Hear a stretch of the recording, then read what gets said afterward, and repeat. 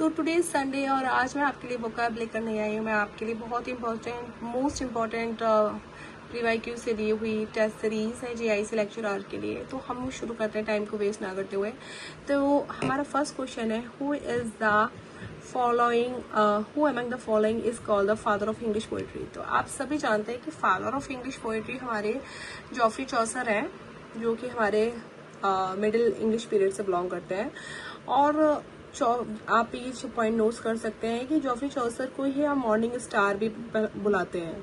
तो please note it down कि आपका मॉर्निंग स्टार अगर आप यहाँ पर आए फादर ऑफ इंग्लिश पोएट्री के बजाय, तो आप जॉफ्री चौसर ही लिखेंगे। He is the morning star because उन्होंने जो मिडिल इंग्लिश है उसको एक लेजिटिमाइजिंग लैंग्वेज का दर्जा दिलवाया था उस टाइम पे मिडिल पीरियड में, इसलिए। तो second question is, poetry is a spontaneous overflow powerful feelings. तो आपको पता है जहाँ पर किसी भी अननेचुरल किसी भी नॉन लिविंग थिंग को अगर हम लिविंग थिंग बना दे तो वहाँ पर कोई और नहीं हो सकता, वो वर्ड्सवर्थ हो सकते हैं। उन्होंने नेचर की हर चीज में जान डाल दी थी। तो इस क्वेश्चन का आंसर होगा जो वर्ड्सवर्थ ने लिखा है preface to lyrical ballads Coleridge के साथ मिलकर, उसमें ये लाइन आती है।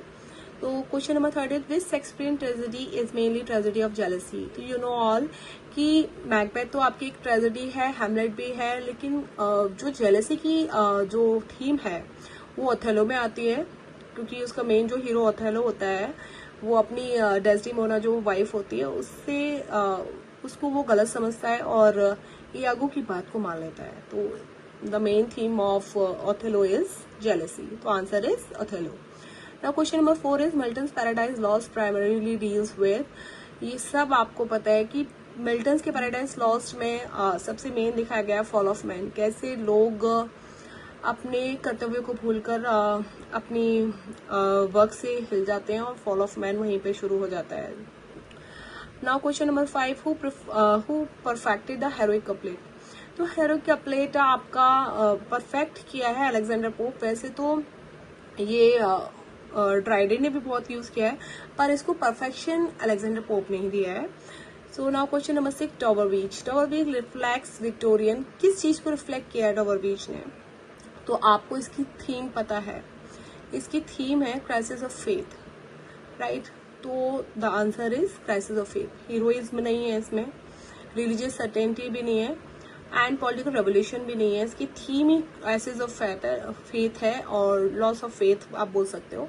तो क्वेश्चन नंबर 7 हो गया आपका, blank verse means. Blank verse आपको पता है आपका अनराइम्ड एम्बिक पेंटामीटर, ठीक है। राइम्ड एम्बिक पेंटामीटर किसी और ने यूज किया है, बट ब्लैंक वर्स मोस्टली आपका 6th ईयर ने यूज किया है।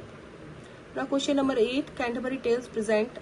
कैंटरबरी टेल्स में आपके 23 स्टोरीज हैं जो हर यात्री सुनाता है अपने अंदाज में।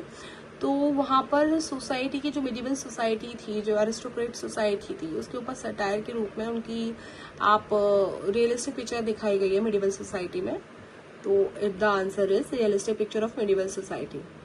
Question number 9 is, Arnold high seriousness means. क्या मीन्स था अर्नोल्ड की हाई सीरियसनेस से? अर्नोल्ड की हाई सीरियसनेस से मतलब था मोरल डेप्थ एंड नोबिलिटी। उनके हर वर्क में आपको मोरल डेप्थ मिलेगी, नोबिलिटी मिलेगी।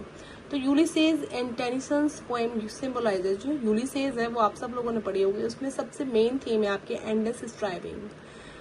उसकी एक कोटेशन भी मुझे ध्यान आ रही है, मैं आपको उसकी यूलिसेज की एक बहुत ही फेमस कोट है, वो है, to strive, to see, to find and not to yield, meaning never stop struggling exploring.